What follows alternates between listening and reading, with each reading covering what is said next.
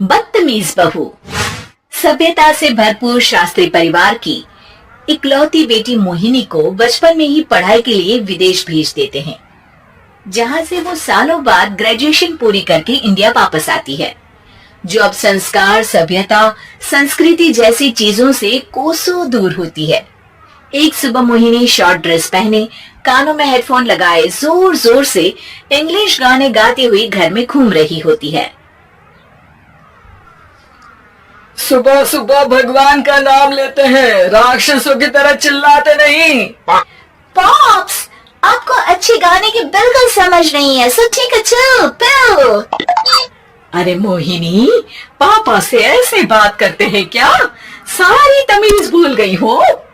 Oh mom please, इतनी बड़ी भी कोई बात नहीं हुई, सो डोंट ओवररिएक्ट। ऐसे ही दिन बीतते हैं जिसमें मोहिनी के तौर तरीके, रहने और बात करने का ढंग उसकी मम्मी पापा को परेशान करने लगता है। भला कोई मानेगा कि ये मेरी बेटी है? रीति रिवाज और संस्कारों से तो इसका दूर दूर तक कोई नाता नहीं, और अब तो लगता भी नहीं कि कभी होगा। अरे ऐसे कैसे नहीं होगा? लड़कियां सारे नखरे अपने माँ बाप को ही दिखाती है। ससुराल जाकर उन्हें सब कुछ करना भी पड़ता है और मानना भी। पत्नी की बात शास्त्री जी समझ जाते हैं और कुछ ही दिनों में अपने से भी ज्यादा धार्मिक परिवार में निखिल के साथ मोहिनी का रिश्ता पक्का कर देते हैं। रिश्ता तो पक्का कर दिया, पर यहाँ मोहिनी को कैसे मनाएंगे? शादी ब्याह के मामले में आटे में नमक जितना झूठ तो चलता है जी।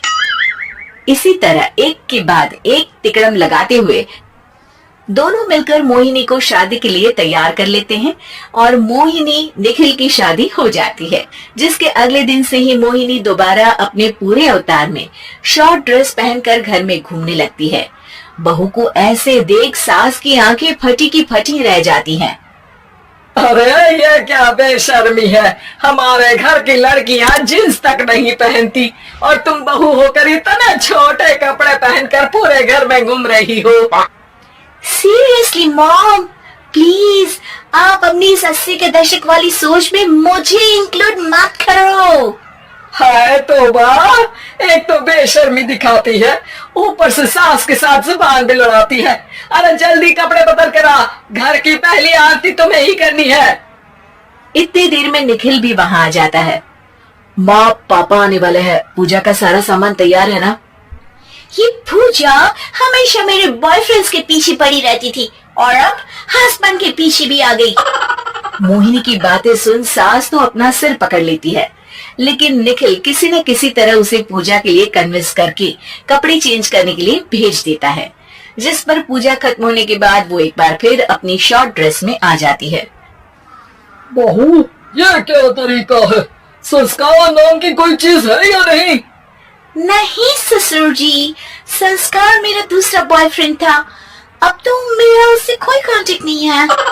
मोहिनी का जवाब सुन के ससुर तो भगवान नाम जपते वहां से चले जाते हैं, लेकिन सास बहू के बीच कहासुनी फिर शुरू हो जाती है, जिसे इग्नोर करते हुए मोहिनी घर से बाहर चली जाती है और देर रात घर वापस आती है।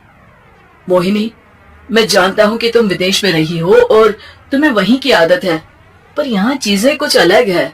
अगर तुम उस हिसाब से कुछ एडजस्ट कर लो तो सबके लिए सही हो जाएगा। I am not in a lecture mood. Good night. अगली सुबह मोहिनी देर से उठकर एक बार फिर उसी तरह सबके सामने आती है, जिस पर उसके सास कुछ बोले उससे पहले ही मोहिनी की दोस्त मोनिका और रेचल वहां आ जाती हैं। Oh hi darling, how are you? OMG, we missed you so much. I missed you too, darling. Ram Ram, इन्होंने तो तुमसे भी छोटे कपड़े पहने हैं। अरे तुम लोगों के अंदर कोई शर्म लिहाज बाकी भी है या सब बेच खाई? मोहिनी, तुम्हारी मेड कुछ ज्यादा नहीं बोलती? इस पर मोहिनी की दोस्त उसकी सास का मजाक बनाने लगती है, जिसे सुन निखिल उन्हें जवाब देते हुए कड़वे शब्द सुना देता है और वो सुन के वो दोनों तो मुंह बनाए वहां से चली जाती है, लेकिन गुस्से से लाल मोहिनी वहीं खड़ी निखिल को घूरती रहती है। घूर क्या रही हो? तुमसे शादी की ये सोचकर कि विदेश में पढ़ी लिखी हो, घर में कोई पॉजिटिव चेंज लाओगी, अपनी करियर के लिए एम्बिशियस होगी, पर अपने इस बिहेवियर से उस पढ़ाई के साथ साथ अपने मम्मी पापा के नाम को भी डुबो रही हो। अगर तुम्हें ऐसे ही हाल रखना है तो यहाँ रहने की कोई जरूरत नहीं है। निखिल की बातें सुनकर मोहिनी रोते हुए घर छोड़कर अपनी मम्मी पापा के पास वापस आ जाती है। ससुराल में सब कुछ ठीक तो है? वो अपने आप को समझती क्या है? मोहिनी पर चिल्ला रहे? मैं क्यों उसके इशारों पर चलूं? मैं अपनी लाइफ अपने तरीके से जीना चाहती हूँ और वो ना आप लोगों को मंजूर था और ना ही उन्हें है। तुम यहाँ नहीं रह सकती। अपने पापा की बात सुन के मोहिनी हैरान रह जाती है। हाँ, तुमने बिल्कुल सही सुना। अगर तुम्हें अपने इस घमंड, बेशर्मी और बदतमीजी में ही जीना है तो तुम यहाँ भी नहीं रह सकती।